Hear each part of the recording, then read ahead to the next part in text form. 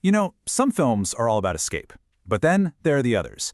The ones that build a world so real, so intense, it gets under your skin and just stays there. Today, we're going to dig into one of those, the Coen brothers' masterpiece, No Country for Old Men.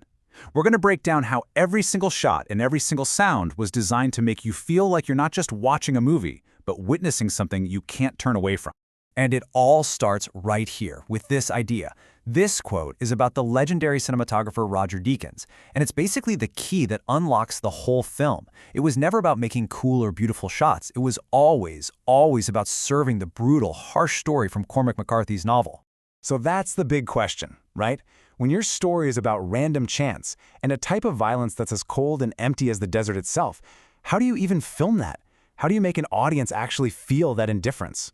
Well, it turns out the Coen brothers and their whole team built this entire world on one single guiding idea. A total commitment to making everything you see and hear feel so real, you just can't look away. So what is this core idea? It's all about creating this illusion of reality. It's like a magic trick, isn't it? Making something that's completely fake feel 100% authentic. There's actually a fancy word for it, verisimilitude. All it really means is being lifelike or believable.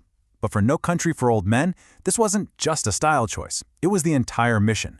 The goal was to build a world so convincing that you don't even have to try to suspend your disbelief. You're just in it. So, how'd they pull it off? Well, let's start with the visuals. Roger Deakins' cinematography is the first huge piece of this puzzle. His camera, man, it doesn't just record images, it captures a feeling. Think about a classic Western for a second. What do you picture? Probably these huge, sweeping, romantic landscapes, right? Well, the Coens and Deakins basically took that rulebook and just threw it out. They showed the West Texas landscape for what it is: harsh, empty, and totally uncaring. The land itself is a character that, frankly, couldn't care less about the humans scrambling around on it. And the way he did it was by stripping everything back. Deakins used a really minimalist toolkit. No flashy filmmaking here. The light just looks like sunlight or a bare bulb in a motel room. The colors are all muted, dusty, and earthy. And the camera, it almost never moves. It just sits there, watching, as these giant, wide-open shots just completely swallow the characters, making them seem so small and insignificant. And this quote right here just nails it. The cinematography isn't just setting the scene. That huge emptiness you see on screen, it's a perfect mirror for how alone and vulnerable these characters truly are. It's like a visual representation of the film's core themes.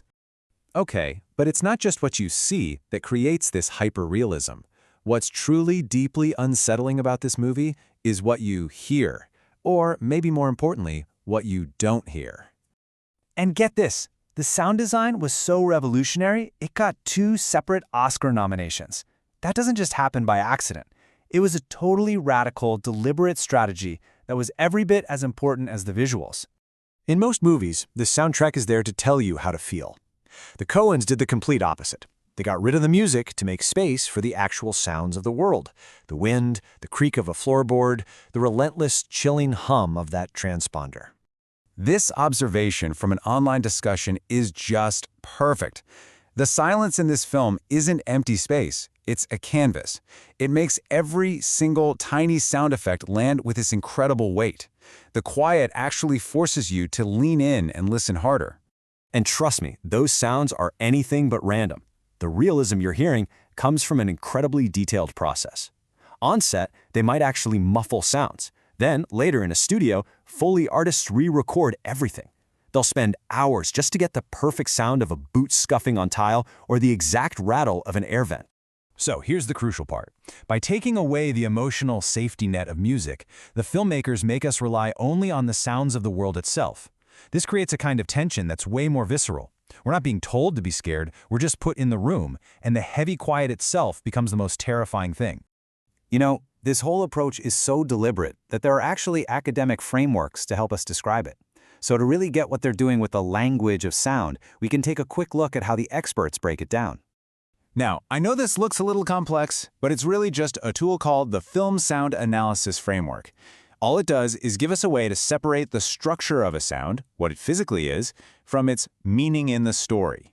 So we can talk about the sound of a footstep and also what that footstep means for the character who hears it. And looking at this chart, you can see exactly where No Country for Old Men plays. It almost totally rejects sounds from outside the story's world, like a typical movie score. Instead, it lives right here, focusing intensely on sounds from inside the world and on the powerful use of pure silence. So let's be super clear on what diegetic sound is. It's simple. It's any sound the characters in the movie can actually hear. Footsteps, the wind, dialogue, a gunshot. Because the movie limits itself almost entirely to these sounds, it traps us right there in its reality. There's no narrator, no orchestra swelling up. We only hear what they hear, which makes their danger feel like our danger. So we have this world, built so carefully to feel completely real through its sights and its sounds. But why? Why does this obsessive commitment to realism make the film so incredibly powerful? It's because that intense, almost documentary-like feel is not just a style choice. It's the very thing that takes the film's brutal, abstract violence And makes it feel terrifyingly, uncomfortably present. The violence in this movie isn't stylized or glorified. It just happens, with the same horrifying, mundane reality as a footstep on a floor. That realism makes it impossible to dismiss it as just a movie. We're forced to be a witness.